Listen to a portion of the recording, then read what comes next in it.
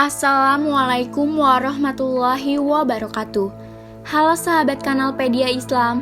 Kali ini kami akan membahas teleportasi di zaman Nabi Sulaiman. Berkat Sulaiman berkata, "Hai pembesar-pembesar, siapakah di antara kamu yang sanggup membawa singgasananya kepadaku sebelum mereka datang kepadaku sebagai orang yang berserah diri?" Berkata Ifrit atau yang cerdik dari golongan jin, "Aku akan datang kepadamu dengan membawa singgasana itu kepadamu sebelum kamu berdiri dari tempat dudukmu. Sesungguhnya aku benar-benar kuat untuk membawanya lagi dapat dipercaya." Berkatalah seorang yang mempunyai ilmu dari Alkitab, "Aku akan membawa singgasana itu kepadamu sebelum matamu berkedip." Quran Surah An-Naml ayat 38 hingga 40. Manusia belum dapat menciptakan teknologi teleportasi. Hanya pengiriman benda-benda dari jarak jauh dalam sekejap itu sudah bisa kita saksikan dalam film-film fiksi ilmiah. Dari Star Trek hingga kartun Doraemon memperkenalkan kepada kita apa dan bagaimana teleportasi tersebut. Teknologi berbasis digital sudah menunjukkan gejala teleportasi. Kecepatan manusia berhubungan dengan manusia lain yang berada di negara nan jauh. Di sana via internet merupakan praktik pengiriman data super cepat melalui jarak ribuan kilometer.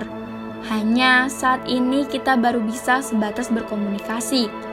Al-Quran memperkenalkan teknologi teleportasi lewat kisah Nabi Sulaiman dalam 3 ayat di atas. Dikutip dari Percikan Sains dalam Al-Quran karya Bambang Pranggono, kisah tersebut berawal dari laporan burung hudhud yang mengabarkan adanya ratu di negeri Sabah yang masih menyembah matahari.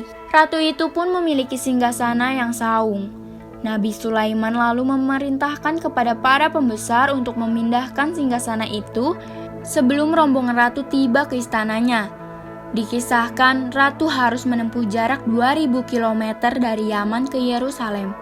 Ifrit, jin yang cerdik, kemudian menyanggupi untuk memindahkan singgasana itu dalam tempo beberapa detik. Selama gerakan orang bangkit berdiri dari duduk, namun seorang manusia yang berilmu atau dari kitab suci menyanggupinya untuk memindahkan singgasana itu lebih cepat dalam kedipan mata. Muhammad Ibnu Jarir At-Tabari dalam tafsirnya menerangkan, orang berilmu tadi membaca asma Allah tertentu sehingga lebih sakti dari jin. At-Tabari menyebutkan asma yang disampaikan yakni, "Ya Tuhan kami, Tuhan segala sesuatu, Tuhan yang satu, tidak ada Tuhan selain Engkau, datangkan padaku singgasana itu." Bambang Pranggono menulis, hal yang menarik adalah demo kesaktian tadi bukan mukjizat Nabi Sulaiman. Teleportasi dilakukan oleh manusia biasa yang berilmu. Manusia ini pun bisa mengalahkan kekuatan gaib dari jin. Hingga kini, teleportasi belum bisa dicapai. Hanya dalam buku The Stars My Destination karya A. Bester mengungkapkan pada tahun 2510, teleportasi manusia sudah menjadi umum. Ketika itu terjadi, alat transportasi lain menjadi usang, karena manusia bisa pergi ke segala penjuru di ruang angkasa dalam seketika. Instant traveling dengan pikiran ini disebut dengan istilah jaunting. Maka Bambang Pranggono pun mengajak kita bersyukur bahwa Al-Quran sudah mengenalkan teleportasi lebih dulu, jauh sebelum adanya penemuan ilmiah. Terserah pada kita sekarang, sanggupkah menangkap isyarat-isyarat itu sehingga Islam unggul lagi di dunia?